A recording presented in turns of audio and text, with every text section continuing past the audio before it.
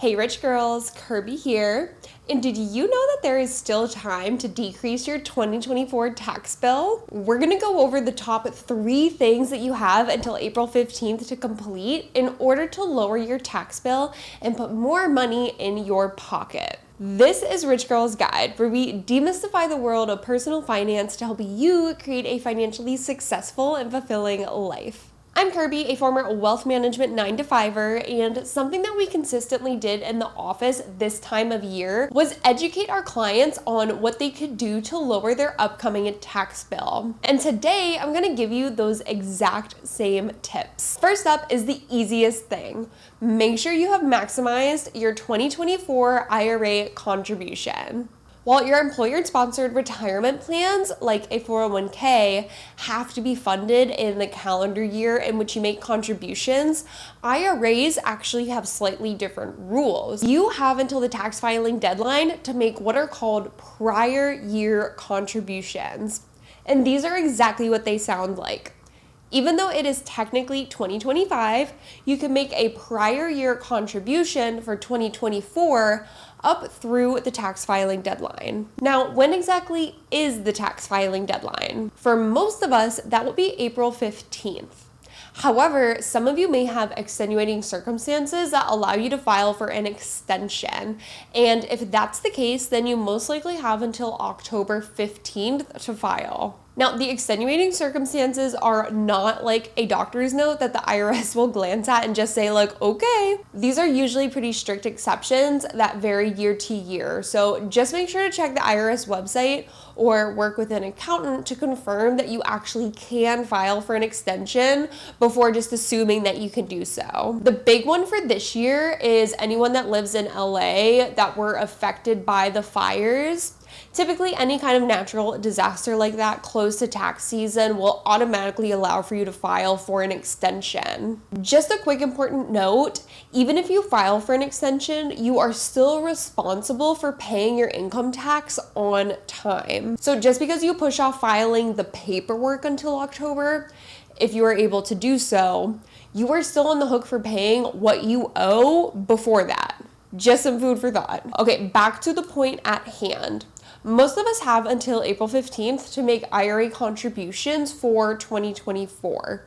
Now, there are 2 possible ways that this can lower your tax bill. The first is by making a pre-tax traditional IRA contribution. The maximum contribution we can make in 2024 is $7,000 if we are under the age of 50, or $8,000 if we are 50 or older. For every dollar you put into your traditional IRA, you get to deduct $1 from your taxable income. So if your taxable income is $75,000 and you contribute $7,000 into a traditional IRA, you now have taxable income of only $68,000. Assuming you're single, that would put you in the 22% tax bracket. So we're gonna multiply 7,000 by 0.22, which comes out to $1,540. That means your taxable bill will be lowered by $1,540, all while keeping that full $7,000 in your retirement account. The second way in which an IRA contribution can lower your tax bill is by utilizing the tax saver's credit. Now, this can be done by contributing to a traditional IRA or a Roth IRA, and essentially you can receive a credit by making retirement account contributions, but only if you make below a certain income threshold. Now, I just went over this credit in detail in a previous episode, so I will link it below in case you want to check it out. But you could be eligible for up to $1,000 in the form of a credit if you meet this criteria and contribute $2,000 into a retirement account. Okay, the second thing we can do to lower our 2024 tax bill is to contribute to an HSA, otherwise known as a health savings account. HSAs are similar to IRAs in that you have until tax filing deadline to make a prior year contribution, and contributions are deductible from your taxable income. Now, this one comes with a major caveat. You have to be enrolled in a high deductible healthcare plan in order to open and fund an HSA. Luckily, more employers are now giving this as an option to their employees. According to the US Bureau of Labor Statistics, 51% of private industry workers who participated in medical care plans in 2023 had a high deductible health plan option, compared to only 33% in 2014. For 2024, the contribution limits are $4,150 for single coverage, $8,300 for family coverage, and an extra $1,000 for those 55 and older. Now, before you go making any major changes to your healthcare coverage, let's go over a few pros and cons to high deductible health plans and HSAs. The pros of having a high deductible plan are lower monthly premiums and being able to contribute money tax-free into an HSA.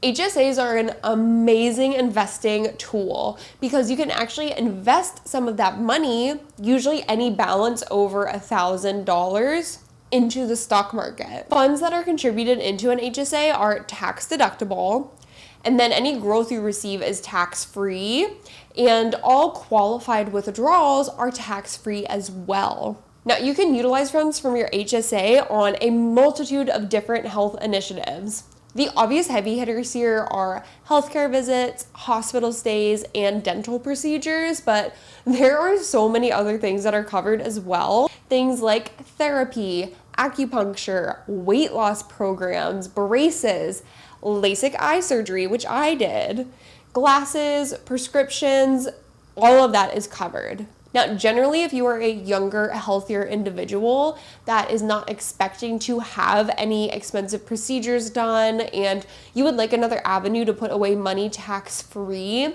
a high deductible health plan may be a good option. Let's look at a quick example at how contributing to an HSA at a young age can really set you up for long-term financial success, at least in terms of healthcare expenses. If you get a job right out of college at 22 and decide that instead of paying $200 a month for a fancy healthcare plan, you would rather pay $50 a month for the high deductible plan and then put that extra $150 away into an HSA account, you would have $1,800 by the time you're 23. Let's step it up a notch. Let's say you buckle down and decide to put the maximum $4,150 into your HSA every year. You decide to keep that $1,800 in cash, but all of the extra money you put away will be invested in an index S&P 500 fund, which averages a 10% annual return. If you were able to keep this up for another 10 years until you hit age 33,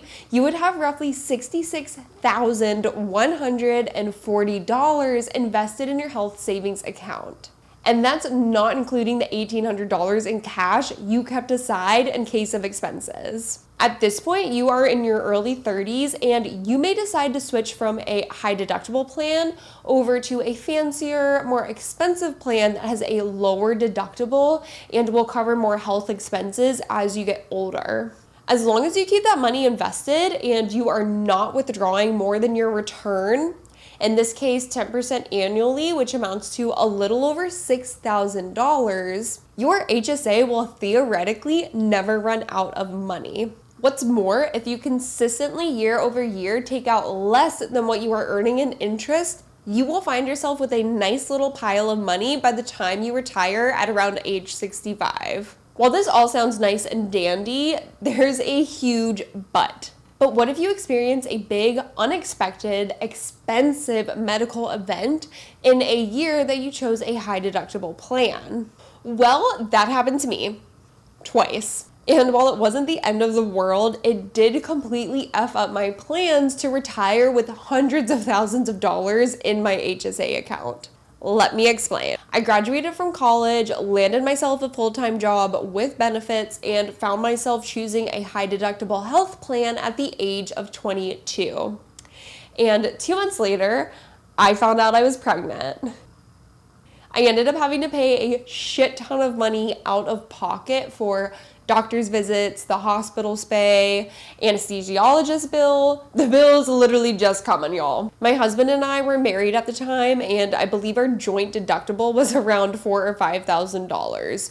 way more money than we even had in our HSA at that point. And ended up being a very high percentage of our annual income that year because, in case you didn't know, 22-year-olds do not make a lot of money.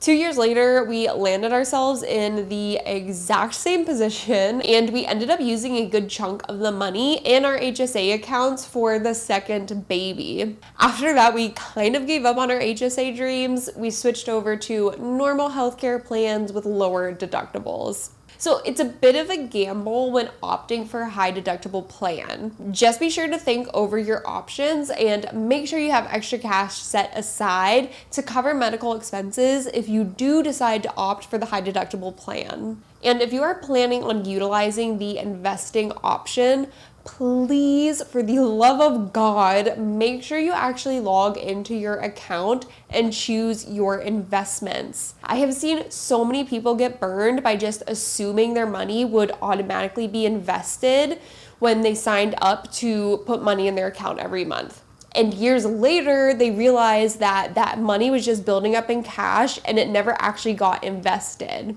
So they lost out on years of compound growth. Okay, sorry for that tangent, but you know me and my examples. All right, the last thing that we could do as a Hail Mary to potentially lower our tax bill is to make what is known as a spousal IRA contribution. Let's say you are married and one spouse works full-time while the other spouse is a stay-at-home parent. Most people think that because the stay-at-home parent does not bring in any money, they cannot contribute to a tax-deductible retirement account. Not the case.